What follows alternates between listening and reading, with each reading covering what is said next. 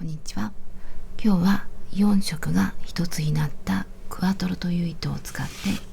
すごくシンプルなバッグを作っていきます。この糸はダイソーさんのもので、名前はクワトロで、このラベルがなくなっているので、このラベルではないので、色の名前はペールカラーで、ペールカラーはこういう色合いになっています。ついでにこれがベーシックで、どの色で編んでもすごく可愛くなると思うので、よかったら試してみてください。で、材質はアクリル 100%、 重さは約 120g で約240メートル、手洗いができるそうです。使用感祝いの目安は7号。これを今回は7号で編んでいきます。4ミリです。あとはマーカーととじ針を使います。で、以前このクワトロの商品紹介をしていて、試しに編んだものがこういう感じになっていて、この色合いがすごく好みだったので、今回はこれを逆さまにしてこういう順番でシンプルなバッグを編んでいきます。この色合いがすごく可愛いので、シンプルに編んでも可愛くできると思います。これはテグスのような糸で輪になっているだけなので、これを切ってそれぞれの色に分けておきます。で、順番は好みです。私はこの順番で編んでいこうと思います。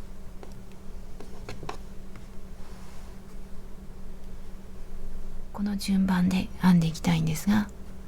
今この糸で底を編んでみたらだいぶ見にくかったので、この色で編んでいく部分を代わりにこの色で編んでいきたいと思います。実際には私はその一番下の部分をこれで編み直して編んでいきます。で、ここで説明する分はこの色で編んでいきたいと思います。まずこの芋虫みたいのを糸を出してきて、7号を使って鎖を24個、ちょっとだけゆったりと編んでいきます。あんまりゆったりだと間が空いてしまうので、ちょっとだけゆったりと編んでいきます。今回の作り目の数は何目でも大丈夫です。ただ偶数の方がいいかなと思います。24目で編んだ場合はだいたいスマホとちょっと余裕があるぐらいになると思います。で、好みに合わせて作り目の数を変えてください。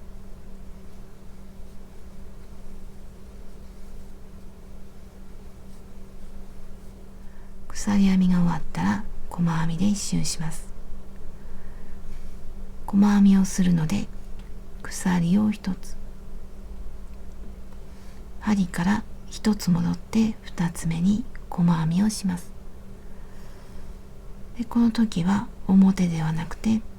裏返して、この糸が盛り上がっているところに細編みをしていきます。この盛り上がっているところで、ここの針から2つ目、ここに細編みをします。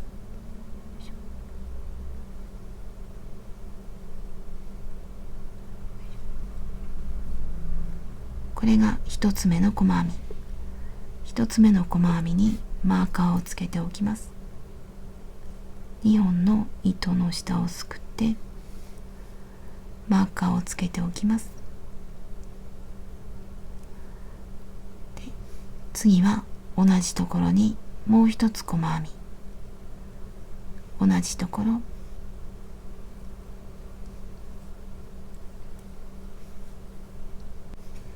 これで一つの目に細編みが2つで、今細編みを編んだこの目にマーカーをつけておきます。2つ入れたちょっと広がった目、こっちから見ると2本あるうちの表の2本すくいます。反対から見ると裏山1本が見えます。ここからは一つの目に一つの細編みをしていきます。ちょっと引き絞ってから隣の目、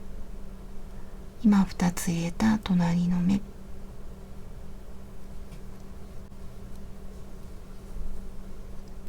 次も同じように普通の細編み、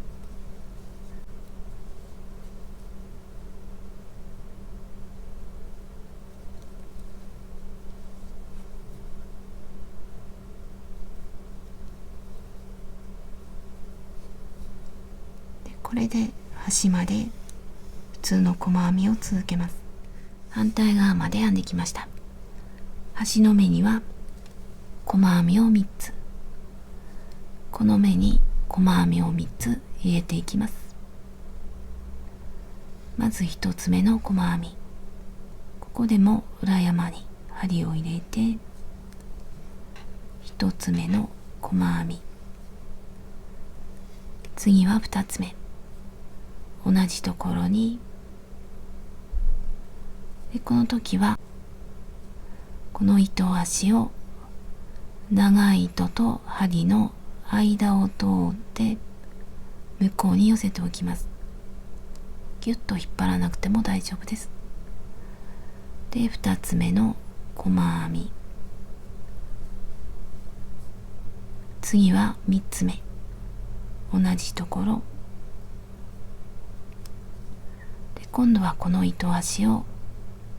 長い糸と針の間を通って手前に寄せておきます。で3つ目の細編み、こうすると糸端の結び目がゴロンとしないで、あとこの端の目がちょっと目立ちにくくなります。でこの一つの目に細編み3つ入れたうちの端の目、こっちから数えると1、2、3のうちの1つ目にマーカーをつけておきます。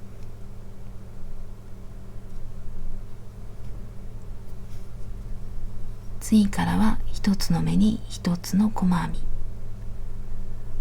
まず3つ入れた隣の目、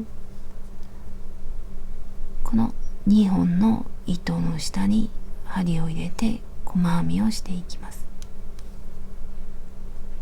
でこの時はまた糸端を長い糸と針の間を通ってで編み地に沿わせるようにして編みくるんでいきます。また隣の目、2本の糸の下で糸端は編みくるんで、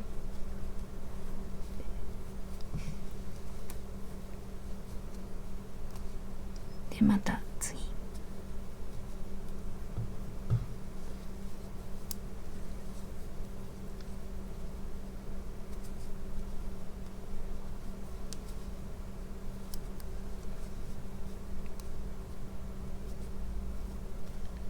この時この糸端をギュッと引っ張っていくと引き連れて歪んでしまうので、途中でちょっと確かめて引っ張られていないか、あと緩みすぎていないか、ちょっと途中で引っ張ってちょっとだけ引っ張ってみてで確認しながら編んでいきます。でこの糸端はいっぱい残っている時に端まで編んでもいいんですが、ある程度編んで邪魔になった時には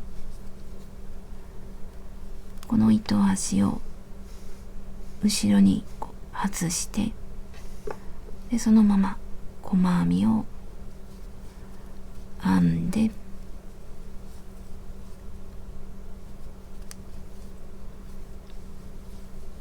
で後でここをカットしても大丈夫です。こうすると針をとじ針を使わずに糸始末が終わります。でここからも細編みを続けて、この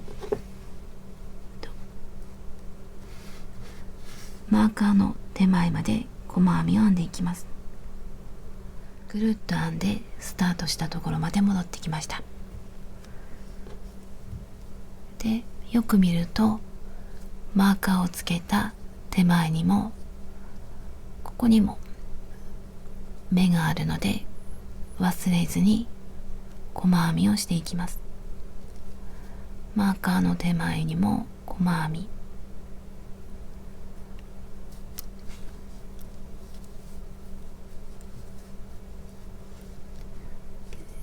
最後は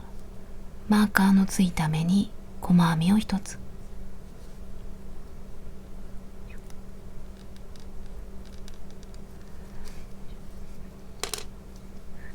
でこの目、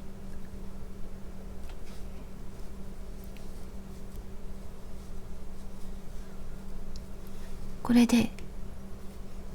このマーカーをつけていた端の目には細編みが3つ、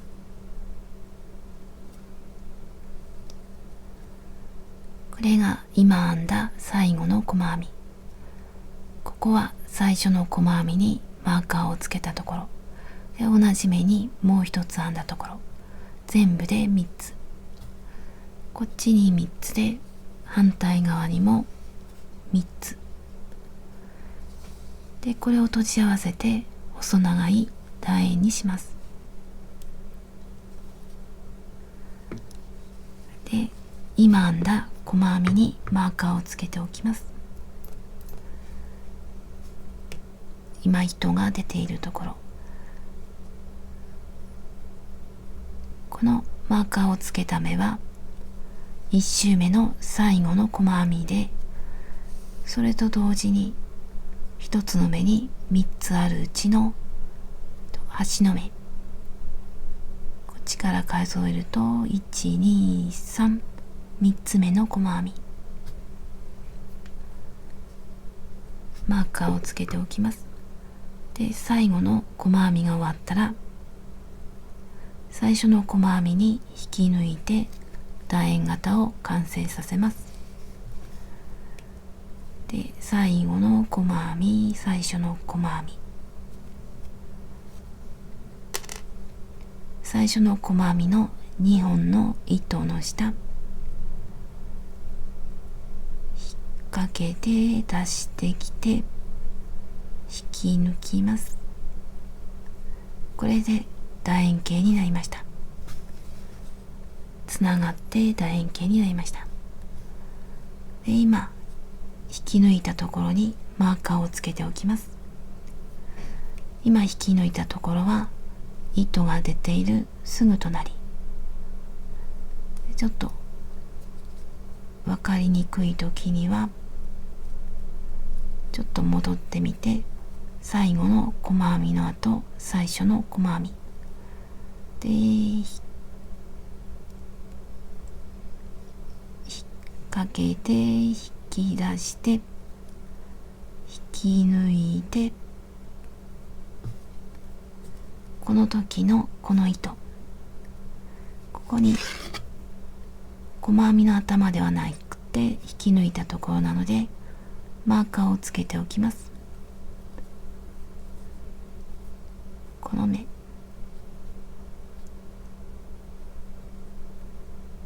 次の段で分からなくなるので引き抜いたところにマーカーをつけておきました。次は2周目、2周目も細編みをするので鎖を1つ、鎖の根元の目に細編みを1つ、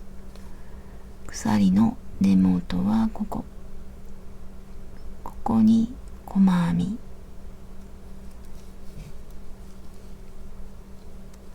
これが2周目の最初の細編みなのでマーカーをつけておきます。たくさんになって見えにくいんですが、同じところにもう一つ細編み、2周目もカーブを作っていくので1つの目に2つ細編みをしていきます。この1つ目の細編みと同じところ、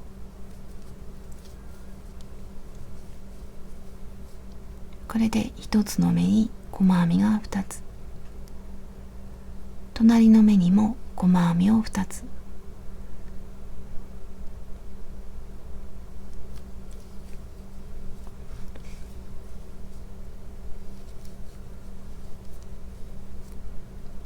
これで2つ。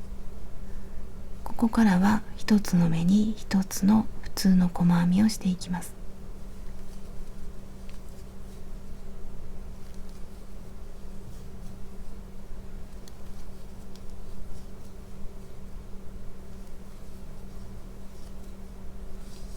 でまたマーカーの手前まで細編みを続けます。反対側のマーカーの手前まで編んできました。でこのマーカーをつけた目は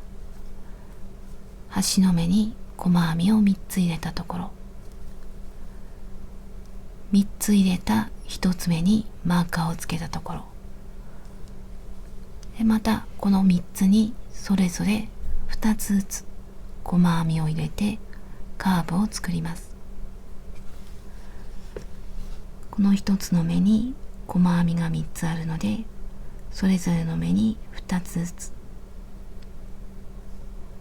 まずこのマーカーをつけたところに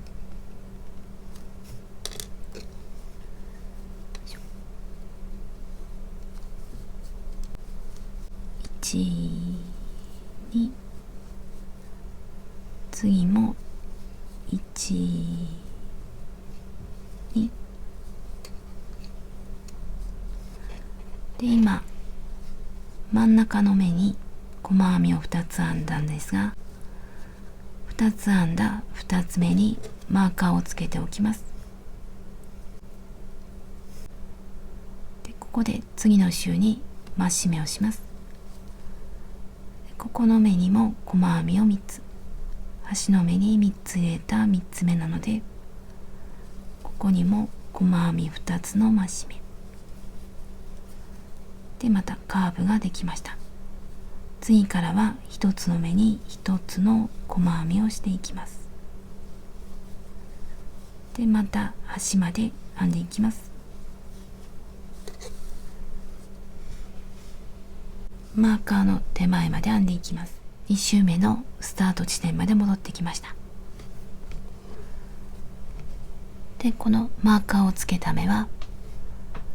1つの目に細編み3つ入れた端の目、端の3つにそれぞれ2つずつ細編みをして増し目をしたいので、増し目をしてカーブを作りたいので、この目にも細編み2つの増し目、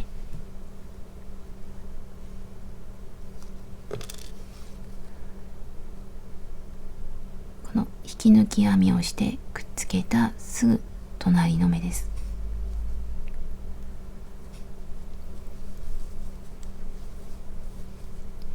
同じところ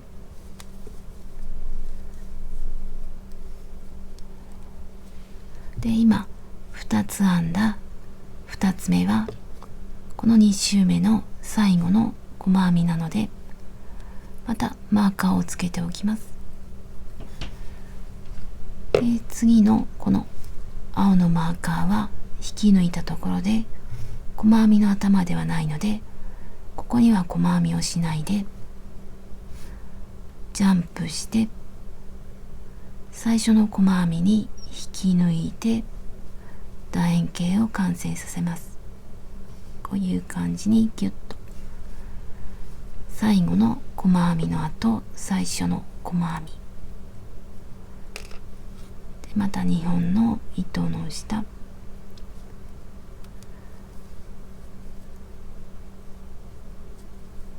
で今引き抜いたところにはまたマーカーをつけておきます。今糸が出ているすぐ隣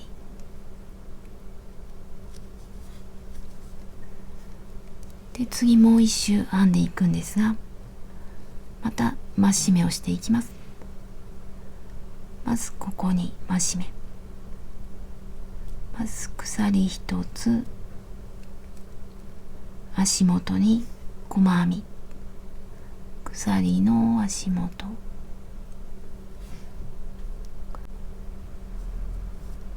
ここ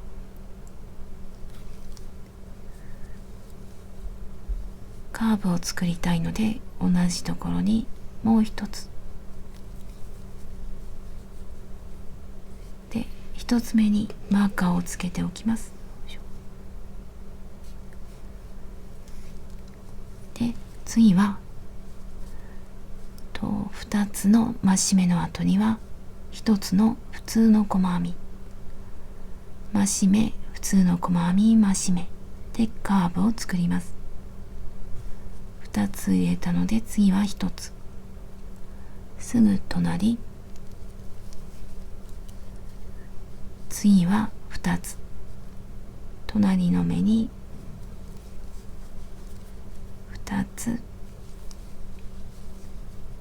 こういう感じでカーブを作りました。次からは1つの目に1つの細編み、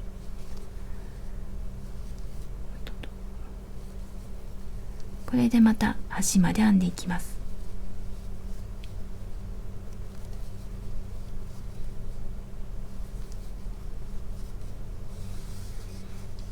ここら辺まで編んでいきます。3周目の反対側まで来ました。こちら側にもカーブを作りたいので、こちら側と同じように真上のここでは増し目、一つの目に細編みを2つ入れて増し目をします。で、増し目の両脇は普通の一つの目に一つの普通の細編み、次は増し目、増し目一つ、増し目、こっちも増し目の次は1つと2つというふうに緩いカーブを作りたいので、このさっきマーカーをつけたところは2つ、ここが1つ、ここが2つ、ここまではここに2つしたいので、ここは1つ、マーカーのところまで、ところから1、2、3は普通、マーカーのところから1、2は増し目、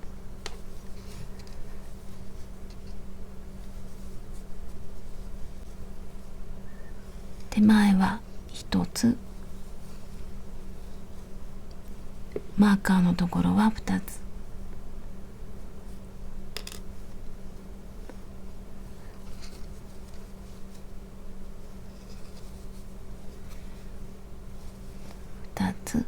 次は1つ、次は2つ、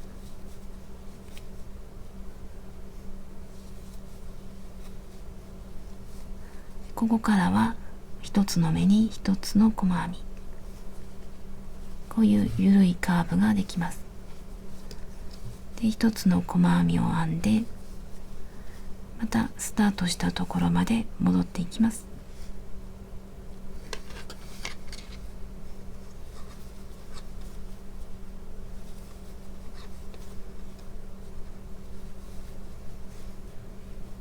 ぐるっと編んできて3周目の終わり。ここでは最初に増し目をしていて、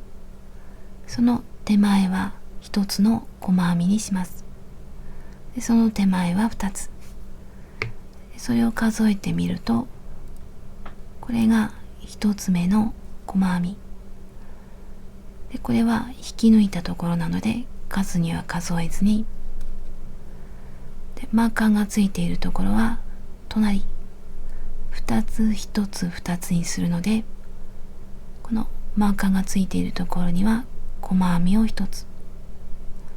その手前は2つ、2つ入れていて、すぐ隣は1つ、その手前、ここが最後の細編みで、その1つ手前、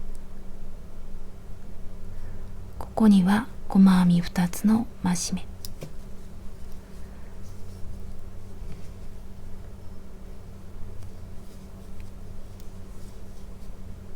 同じところ2つ入れたら、次は1つ、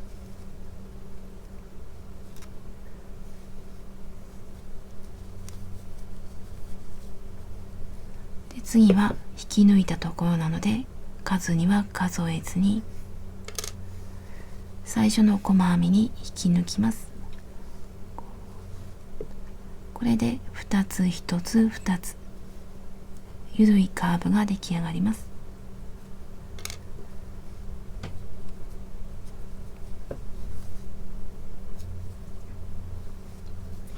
これで3周編んで底が出来上がりました。次からは増し目をしない普通の細編みを編んでいきます。で、側面の1段目、細編みをするので、鎖1つ、鎖の根元に細編みを1つ、1つ目なので一応分かりやすいようにマーカーをつけておきます。で、さっき引き抜いたところに一応ここも最初マーカーをつけておきます。で、ここからは増し目をしないで一つの目に一つの細編みを続けていきます。カーブしたところでも一つの目に一つの細編みを続けていきます。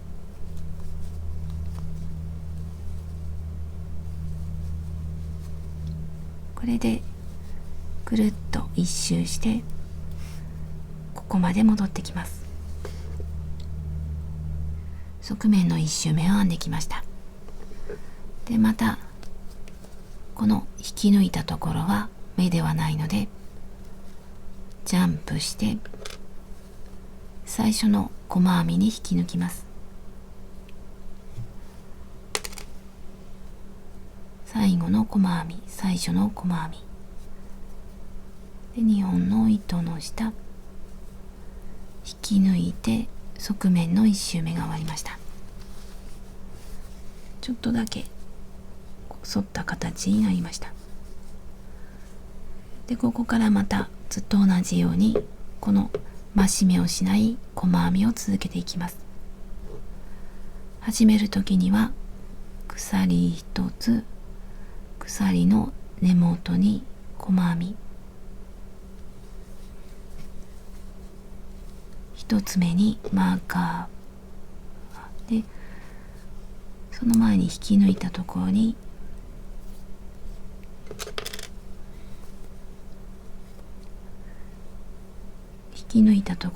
マーカーをつけておきます。で、ここからずっと同じように週の始めは鎖1つで細編み、1つ目にマーカーで、隣にも細編みで、ずっと増し目をしない細編みで1周します。で、1周したら今下のと同じように引き抜いたところには編まないでジャンプして最後の細編みと最初の細編みを引き抜き編みでくっつけます。で、引き抜き編みをしたところには分かりにくい時にはマーカーで、1つ目の細編みにはマーカー、これでしばらく編んでいきます。編みながら好みで分量を決めていきます。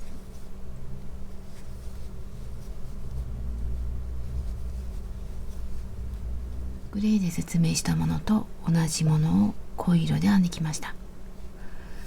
これぐらいで次の糸に変えようと思います。でこの段数は最初の鎖から数えて10段、長さは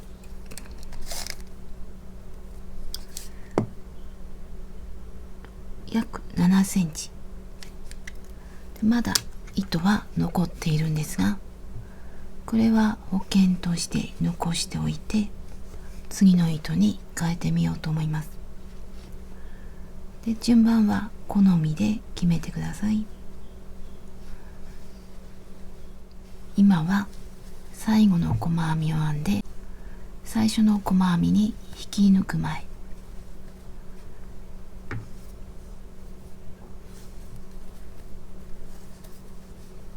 これを引き抜くときに新しい糸で引き抜きます。最後の細編みで最初の細編みに針を入れます。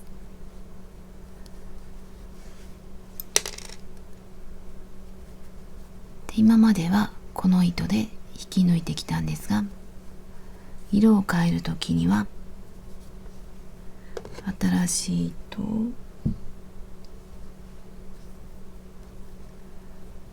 添えて引っ掛けて引き出して、もう一回引き出して、これで色が変わりました。でこの糸端は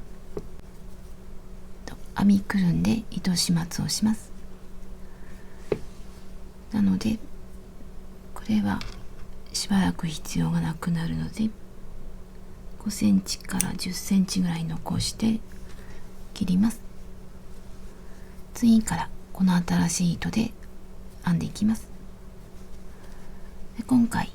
ここからまた新しい糸に変えてぐるっとしばらく編んでいきます。まず鎖を1つで、次は根元、ここに針を入れて編んできたんですが、今まではこういう感じで、今回ちょっと工夫してみようかなと思います。鎖の下1つ目の細編みの足、ここに今引き抜いたところはここ、次が1つ目の細編みの足、引き抜いたところの隣、ここに針を入れます。ハートみたいに2本糸があるので、この真ん中に針を入れて細編みをします。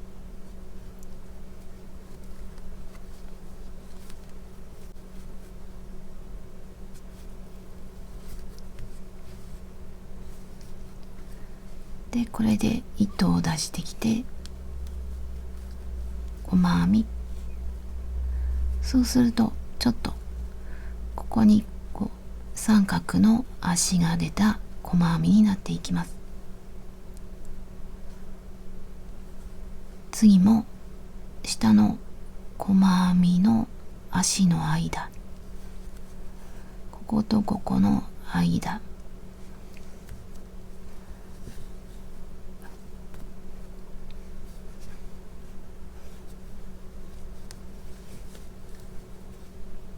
で細編み、ちょっとだけこの色が変わった部分が可愛くなると思います。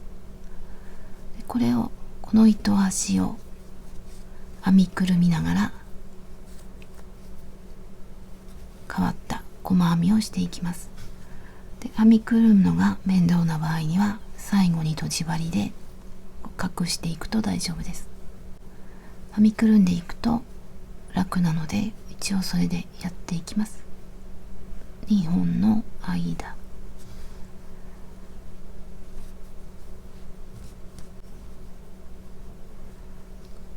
パッて緩みを調整してから細編み、でもう一回緩みを調整して、次の細編み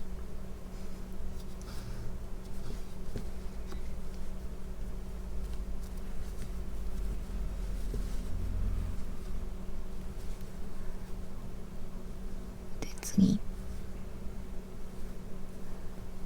ここが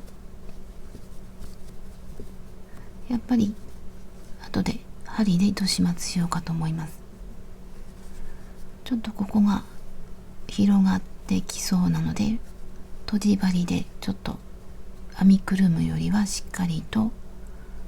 針を糸端を隠していきたいと思います。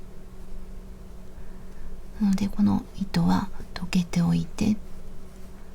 このままこれは編みくるんでいこう。で、緩みを調整して、隣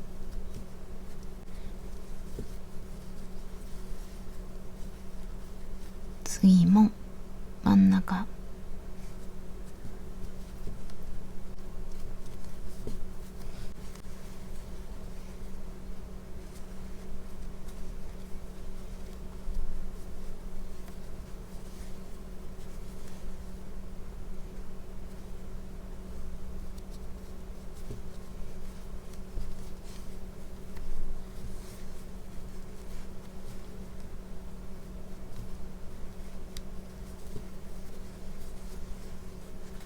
で、こんな感じで一周します。ここまで戻ってきます。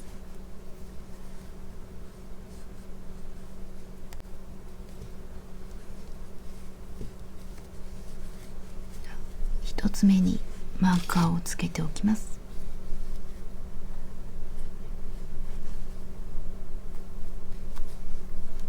で、ぐるっと編んでいきます。新しい糸で一周してきました。最後の細編み、最初の細編み引き抜きます。で、次も同じ糸で編んでいきます。鎖一つ、根元に細編みで、この時はここと同じ細編みではなくて、ここと同じ普通の細編みをしていきます。なのでここではなくて、鎖の根元のここに細編みをします。一つ目にマーカー、隣も頭、足ではなくて頭に普通の細編み、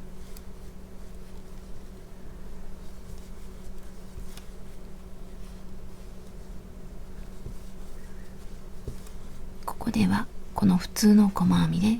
ぐるっと一周編んでいきます。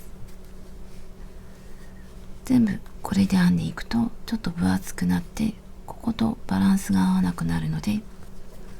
1周目だけこれで、それ以降は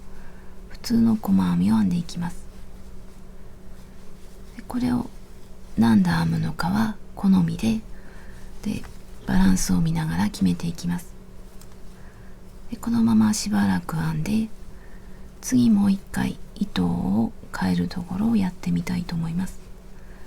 で、私はこのままこの糸でしばらく編んで、で、様子を見ます。しばらく編んできました。段数は6段、長さは約4センチ。もう一度糸を変えるところをやってみたいと思います。新しい糸に変えてみます。これが最後の細編み、最初の細編み。引き抜くときに糸を変えます。で、これで引き抜かないで新しい糸で、こっちは10センチぐらいで、新しい糸で引き抜きます。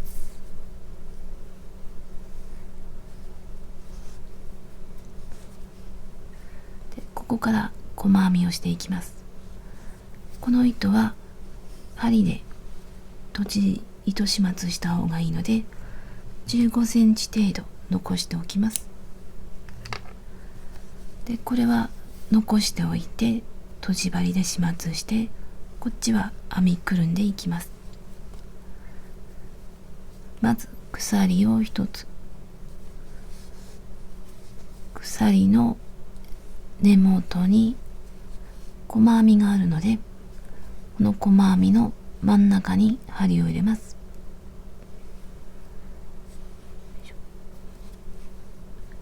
で、糸端を編みくるみながら調整して、で、真ん中に針を入れた細編み、隣にも同じように細編みの真ん中、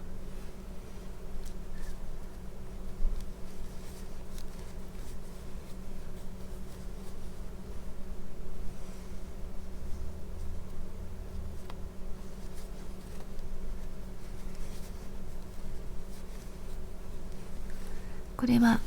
この部分と同じです。ちょっとギザギザの可愛い感じになっています。ここも色を変えるときにはこのギザギザになる細編みをして、それ以降は普通の細編みで好きな長さになるように編んでいきたいと思います。で、次も真ん中、これで一周編んでいきます。で、ぐるっと編んできたらまた最初の細編みに引き抜きます。次からは普通の細編みで編んでいきます。鎖1つ、根元に普通の細編みでマーカーをつけて、隣も普通の細編み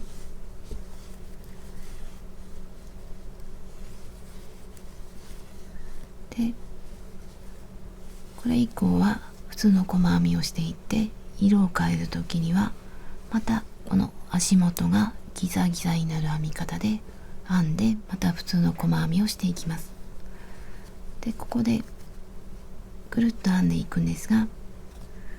一応ここでこのいらなくなった糸端を始末してみたいと思います。引っ張って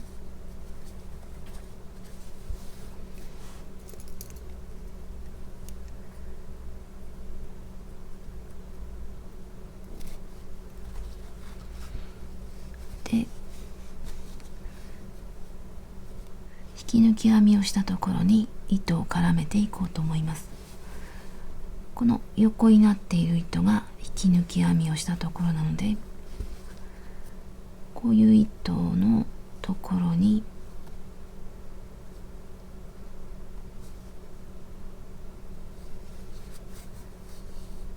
このループを作って、この中に針を入れて、でギュッとしてもう一回しておこうと思います。このループの中に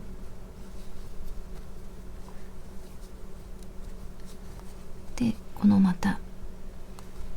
引き抜き編みの横になっている糸らへんのところを狙ってちょっと行ったり来たりしようと思います。ただこうよりもちょっと戻ってみたり、返し縫いみたいにした方がしっかりと止まります。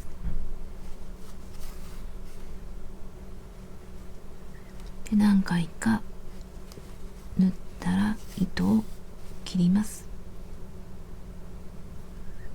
で、他の部分も同じように糸始末をします。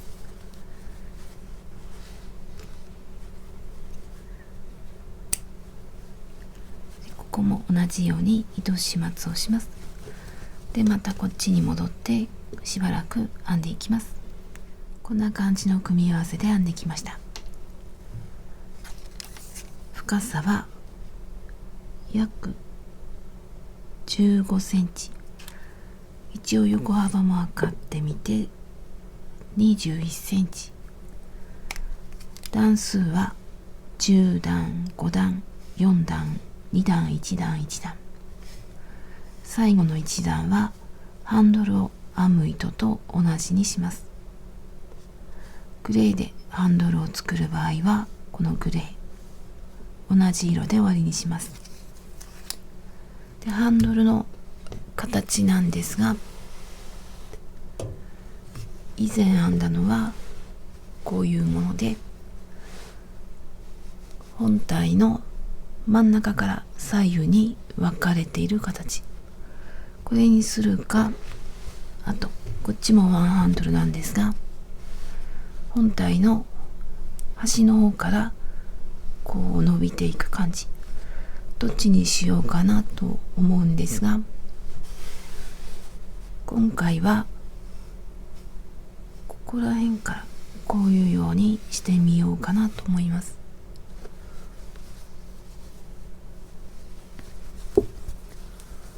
そっちの方が似合いそうなので、そっちでやってみたいと思います。で最後の細編み、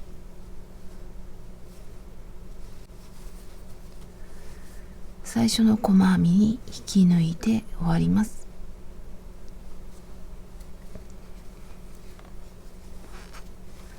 これでこの段が終わったら鎖一つを編むようにして糸を切ります。で糸を切る長さは10センチ弱で大丈夫です。でピュッとしてギュッとして終わり。ハンドルをつける位置にマーカーをつけておきます。でまずペタンとして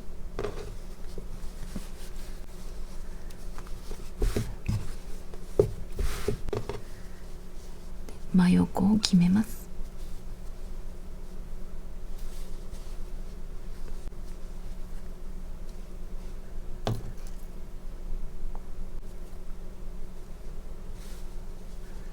反対側も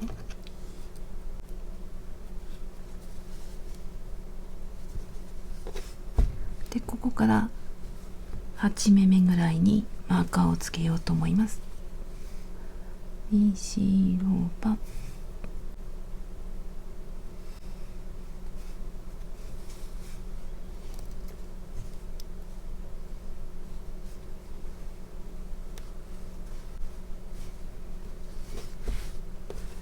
反対側も同じようにマーカーの隣から数えてにしろば、こっちもマーカーを含めずににしろば、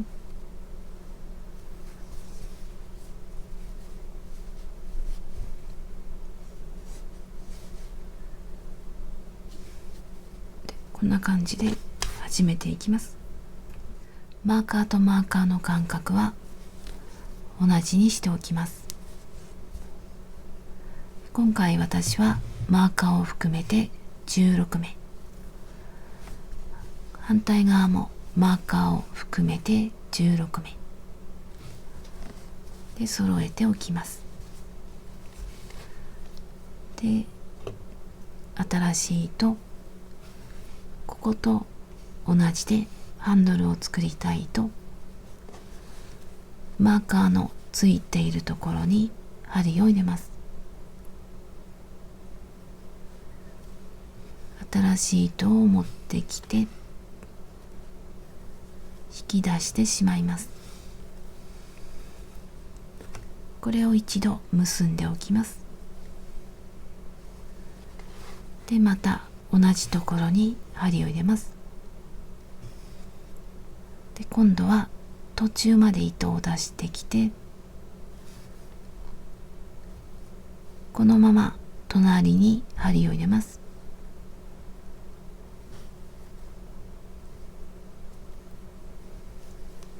で糸を出して、これを一度に引き抜きます。これで一つ目の減らし目なのでマーカーをつけておきます。でこの糸端を編みくるんでいくと、後でとじ針で始末しなくていいので楽なんですが、今ここでするとちょっとややこしくなるので、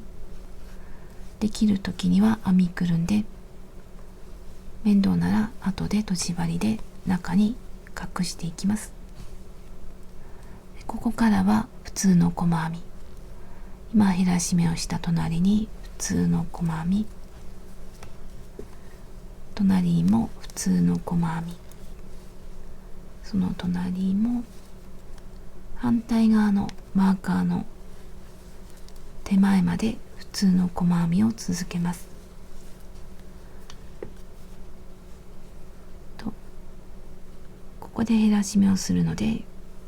ここまで編んでいきます。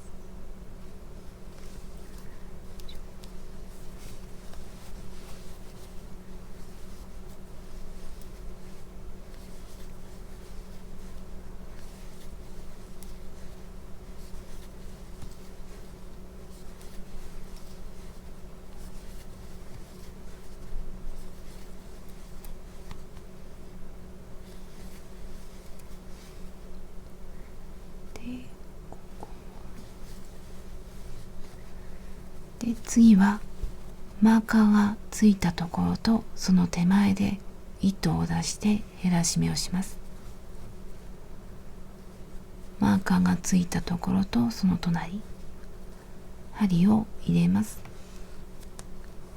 糸を出してマーカーのついたところにも、これで糸が3本、これを一度に引き抜いて減らし目、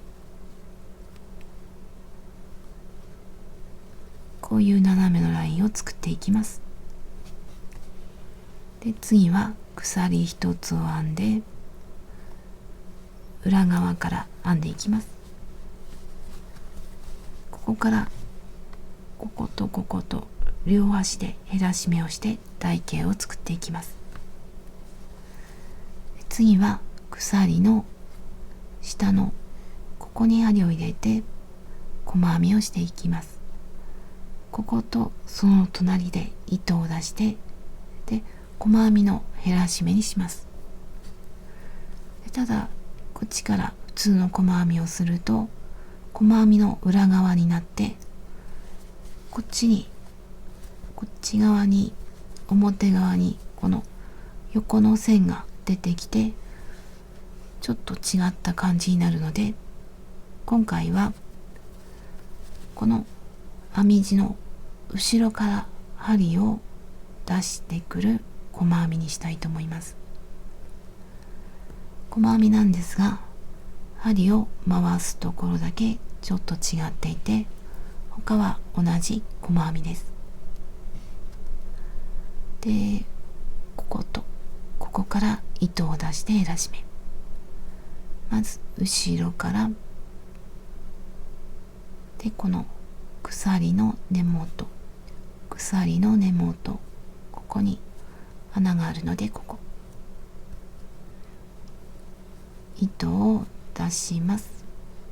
今2本、もう1本同じように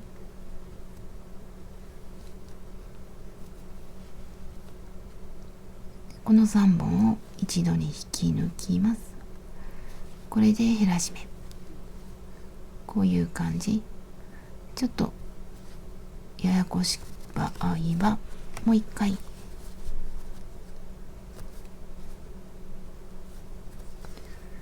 と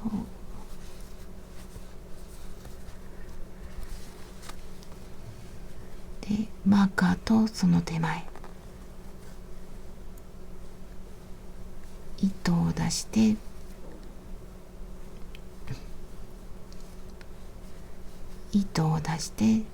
マーカーのところからも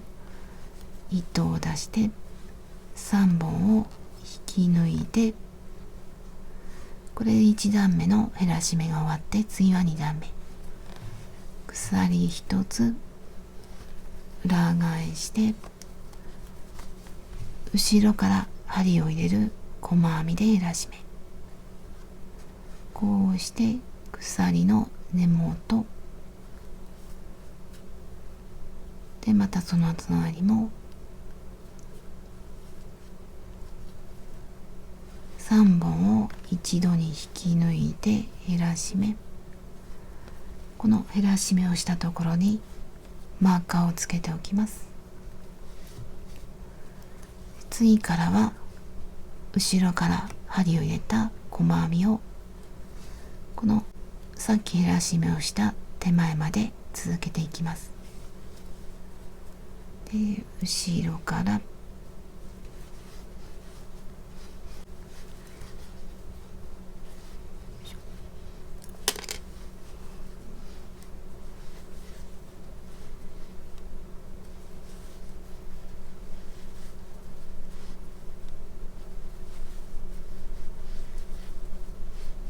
こうするとここの細編みと同じではないんですが、この裏よりは目立たなくて邪魔にならない細編みになります。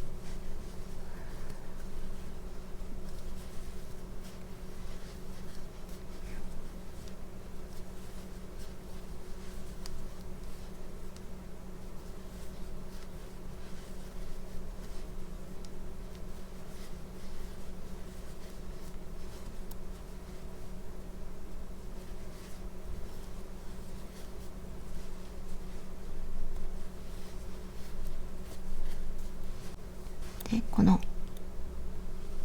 前の段で減らし目をしたところとその手前、こことここで減らし目、後ろから針を入れて糸を出して、この減らし目をしたところ、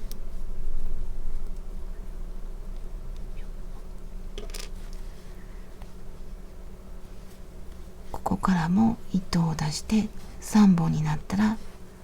一度に引き抜きます。これで減らし目。次は減らし目の3段目、鎖1つ裏返します。で、また鎖の根元とその隣で減らし目をします。鎖の根元はここで、今度は今までと同じ普通の細編みで減らし目、細編みの途中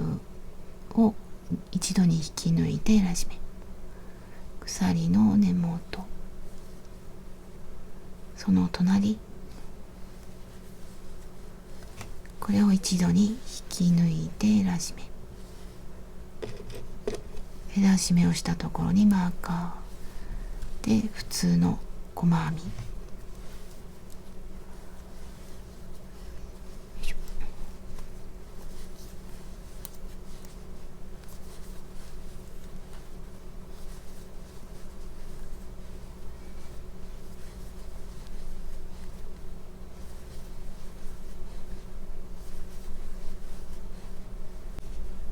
ここが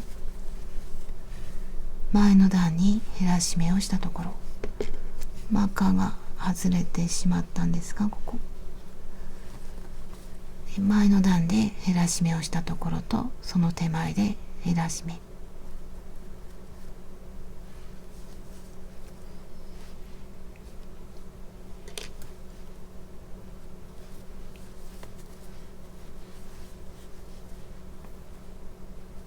で、また鎖1つ裏返して鎖の根元、後ろから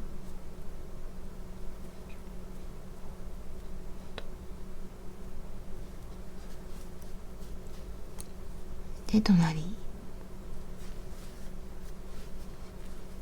き抜いて減らし目、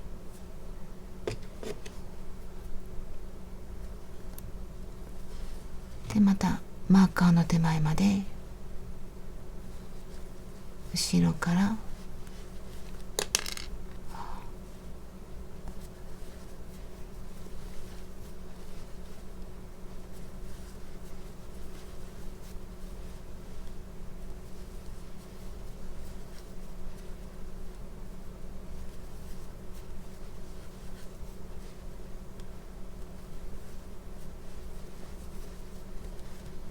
で、こことここで減らし目、後ろからでここにも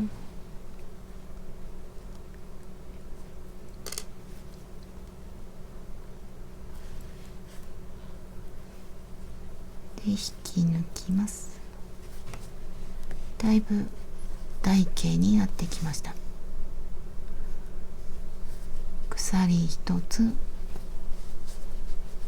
鎖の根元、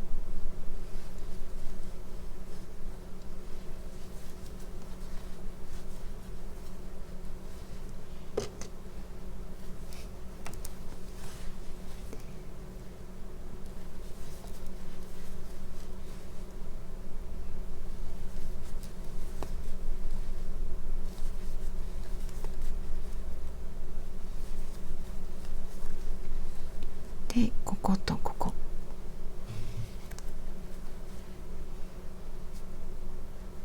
ここが減らし目をしたところ、引き抜いて減らし目で、最後は鎖一つを編むようにして糸を切ります。で、一応15センチぐらい残して糸を切ってギュッとして反対側を編んでいきます。同じ太さになるように編んでいきます。もう片方も同じように編んできました。この減らし目が終わった状態、12345両脇は減らし目で、次の段を編んでいきます。ここからは減らし目をしないでまっすぐ編んでいきます。で、ここで減らし目が終わった状態、一度に引き抜いた状態で、鎖一つで立ち上がって細編みを編んでいきます。で、ここからは持つところなのでちょっときつめに編んでいきます。鎖一つで裏返して、でもうちょっと細い針があったらそれで編んだ方がいいと思います。私は同じ針でちょっときつめに編んでいきます。で、普通の細編みをしていくんですが、ちょっと違うのはまた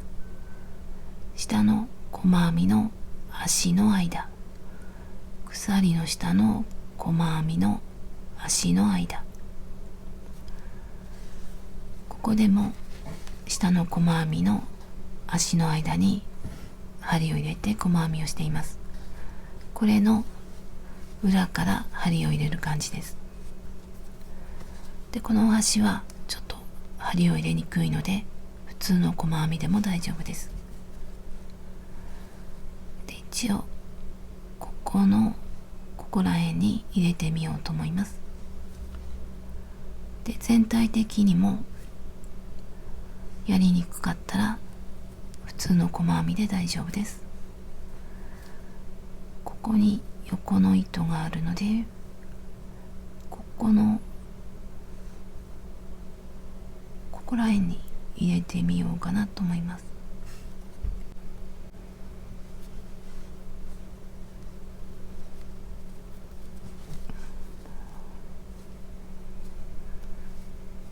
ここぐらい。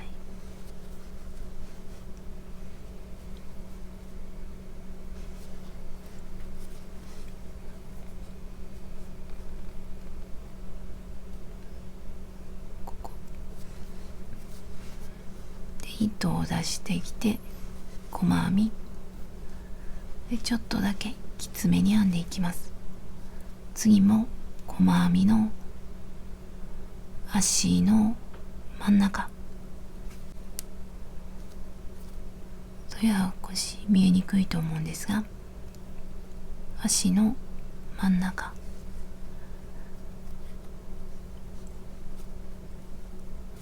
できつく編んでいるし、ちょっと見えにくいので普通の細編みでも大丈夫です。この細編みの方が伸びにくいので、持つ時に安定して持ちやすいと思います。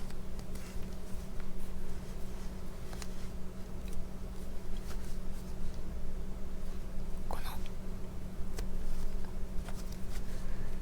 の細編みの足の間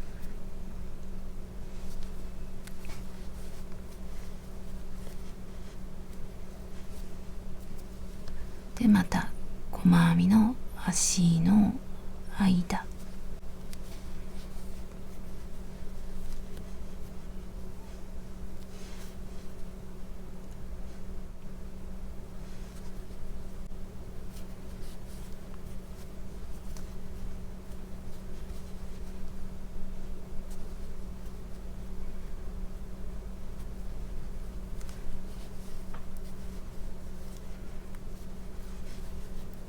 で、ここにも目があります。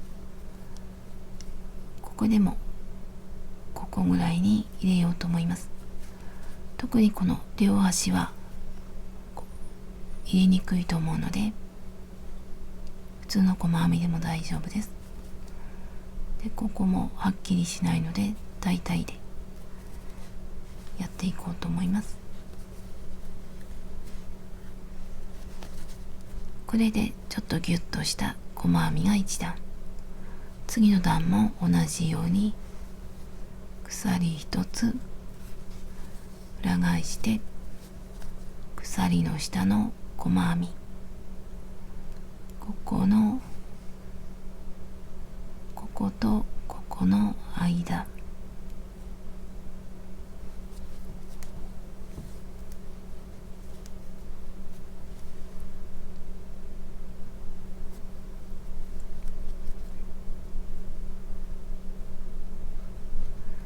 こことここの間、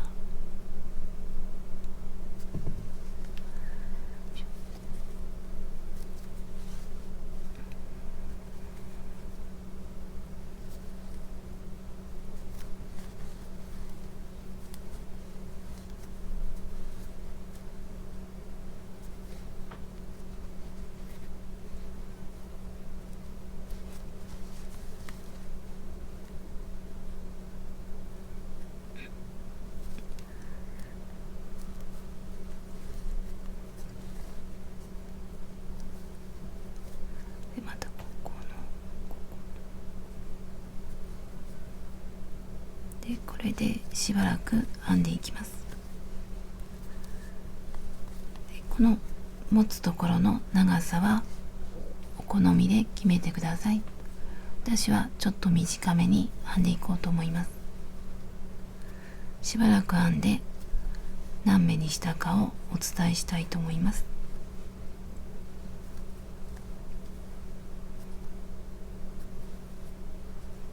しばらく細編みをしてきました。ギュッと伸ばした状態で測ってみます。これはやっぱり伸びが少ないので時間はかかったんですが、これで良かったと思います。で、これもできるだけ伸ばしてから、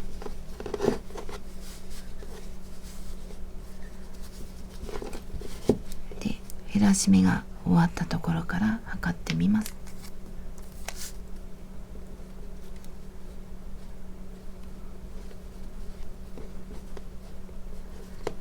約14センチで、これはだいぶ短めなんですが、2つ折りにした状態でこっちとくっつけて、で使う時には引っ張られてゆるい雫型、だいぶゆるい雫型にしようかなと思います。この部分をもっと長くしていって、たすき掛けとかそういう感じにしてもちょうど可愛いかなと思います。シンプルなのでそれもぴったりと合いそうです。で6目だけなのでとじ針で簡単に合わせていこうと思います。でこの最後の細編みをしたところ、細編みの後に鎖一つを編まないでこのまま引き抜いて閉じ合わせていきます。でこの糸端は長めに残しておいてで閉じ合わせていくんですが、この長さは一度私がやってみてだいたいどれぐらい残すかを後で書いてみたいと思います。で反対側の短い方、こっちも最後細編みの後に細編みの減らし目の後にギュッとしているんですが、こっちもほどいてで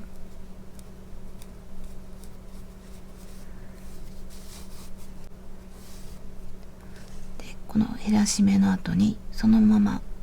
引き抜くようにしたいと思います。最後に鎖一つを編まない状態にしてで合わせてみようと思います。減らし目で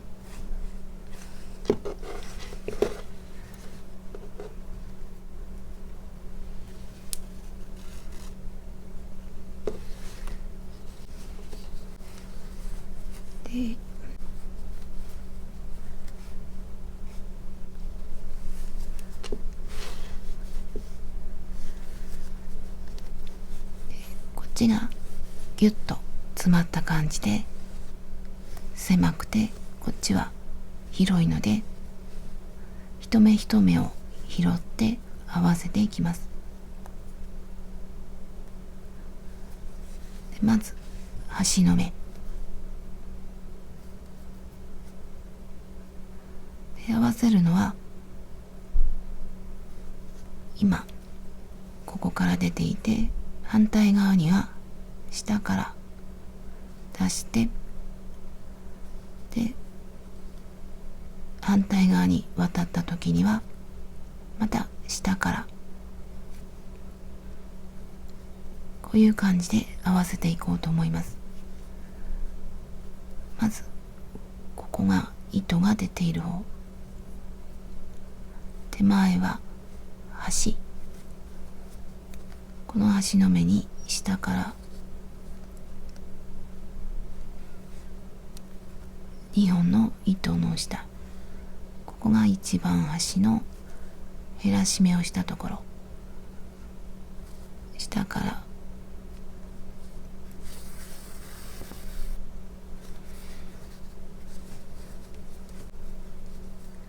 でここは端なので2回糸を通そうと思います。でまた針を入れるときは下から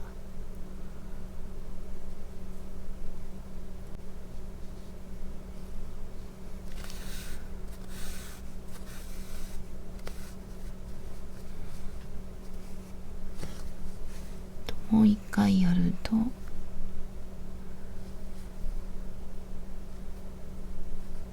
う一回やってみます。で足がくっついたら次はまた反対側の次の目、このまま下から上で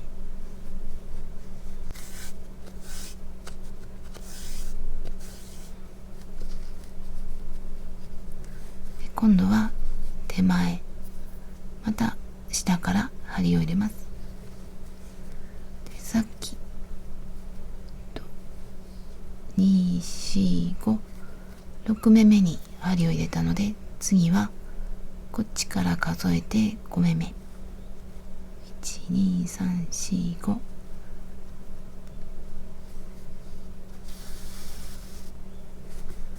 9、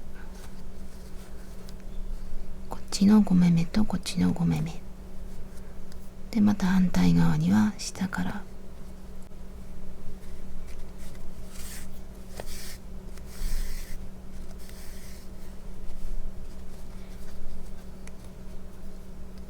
でまた隣で、ちょっと同じところに2回通したりする方がちょっと丈夫になると思います。同じところに通してみます。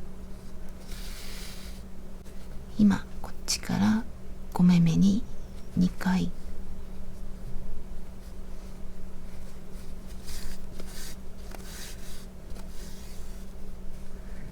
次はこっちから1、2、3、4目目、また下からこっちも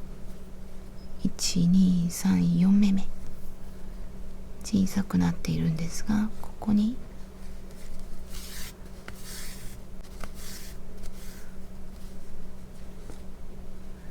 でまた手前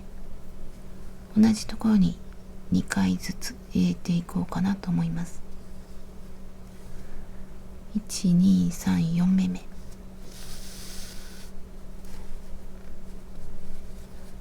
で、こっちは次は3目目、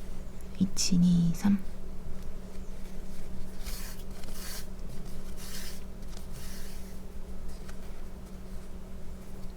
で、こっち1、2、3、だいぶ幅が違うのでちょっと分かりにくいと思うので、数を数えた方が安心かなと思います。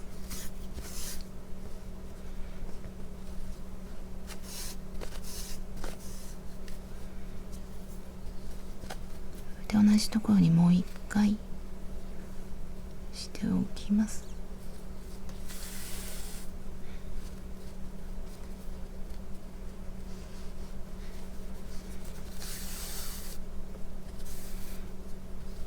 で、次は端から2つ目、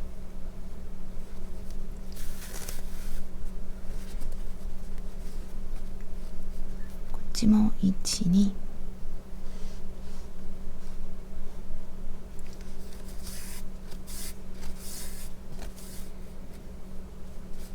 で、この時あんまりギュッとなると歪むので、ちょっと様子を見ながら糸の加減を見ていきます。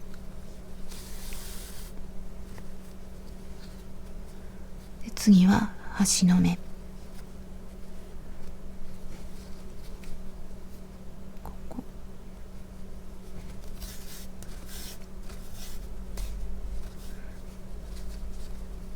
ギュッと押して、こっちも端の目で、ここはギュッと鎖でギュッとしていないので緩くなっているんですが、端の目に入れて、でもう一回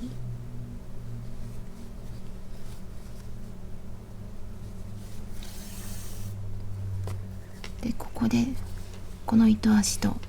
一回結んでおきたいと思います。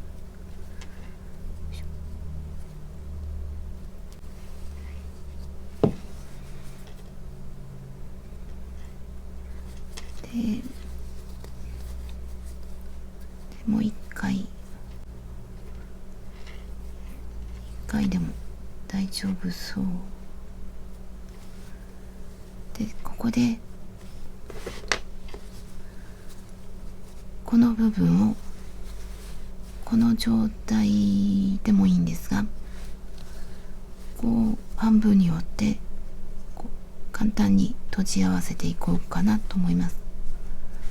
で、これは好みになると思うんですが、これもいいしこれもどっちにしようかな。で、一応この閉じ合わせるパターンでやってみようと思います。これは好みによって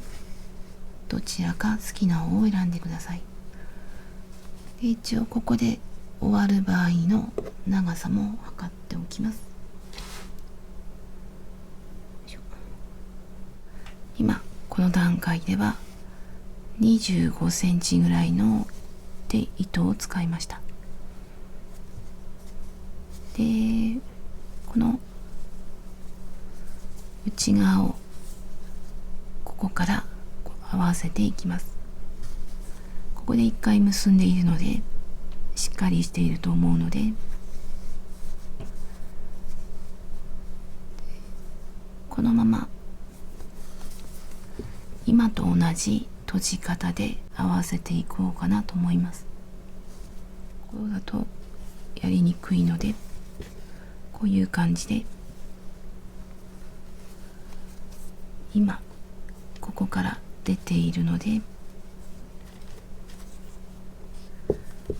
さっきと同じように下から入れて上に出して、また反対側は下から上に出して、でこういう感じで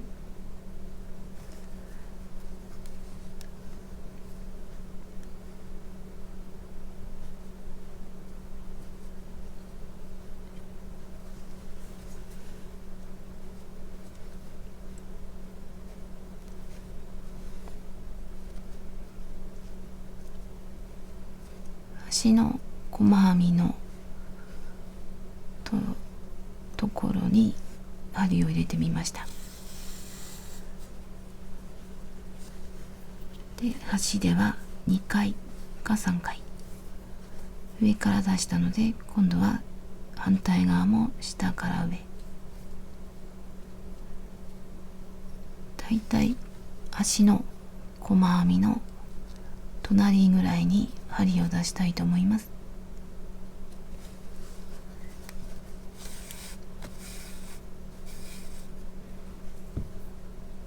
次またこの細編みに一段一段こうくぼんでいるので、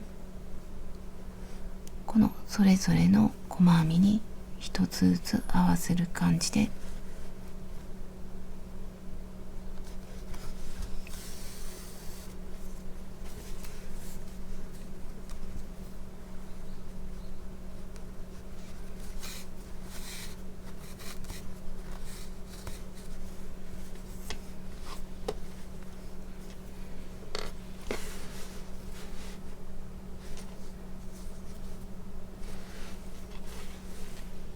途中でまたこっちで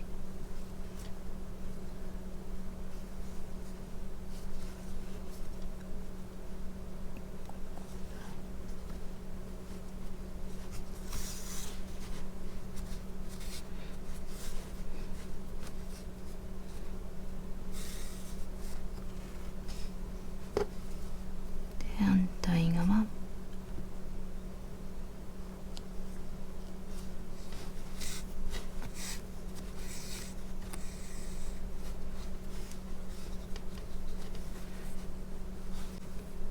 こういう感じで端まで合わせていきます。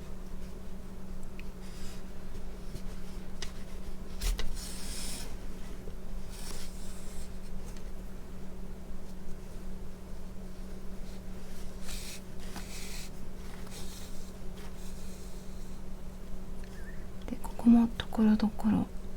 2回糸を通してみたりしてちょっと丈夫にしておきます。反対側まで閉じ合わせてきました。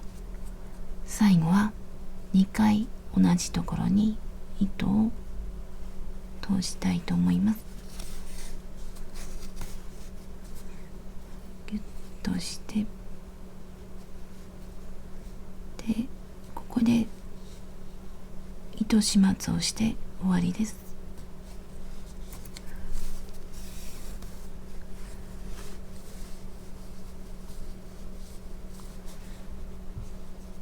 この裏側でこの今通した糸に針を入れてできたループに通したりします。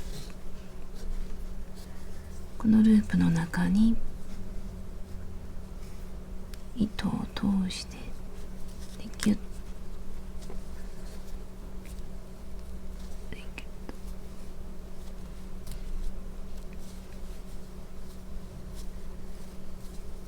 でもう一回ぐらい同じことをしたいと思います。ここぐらい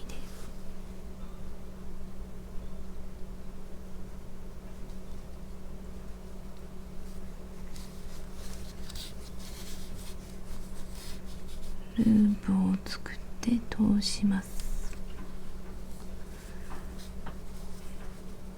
ギュッとして、でこの後はこう針を行ったり来たりして、ちょっと行ったり来たりしてから隠して糸を切ります。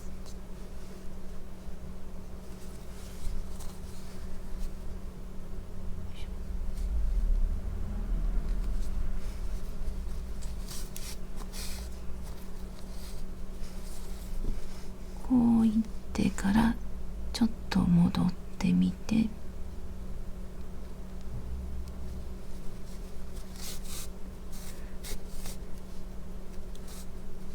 でまたちょっと戻って、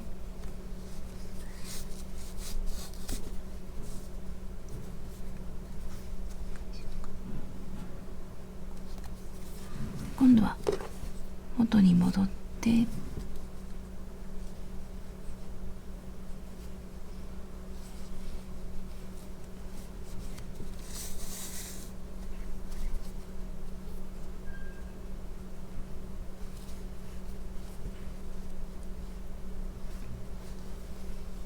で見えないところで糸を切ります。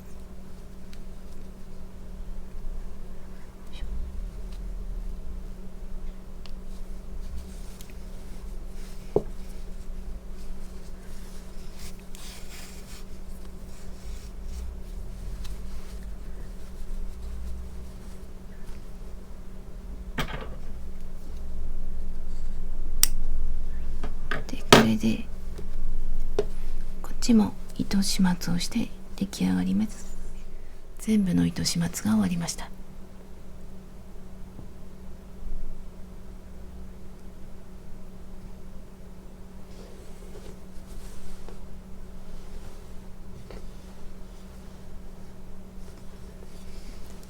サイズを測っていきます。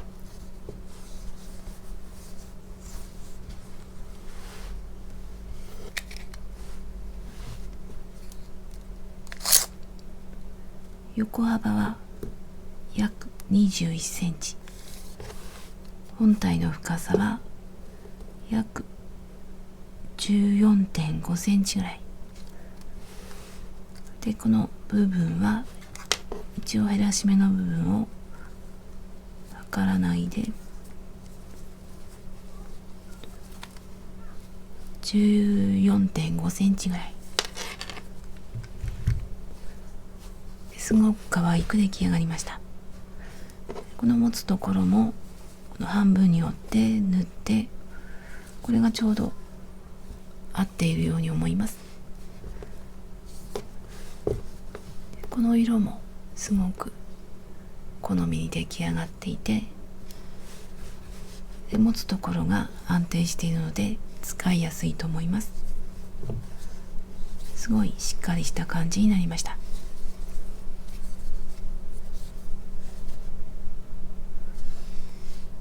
大きさも横幅の割にいろいろ入りそうです。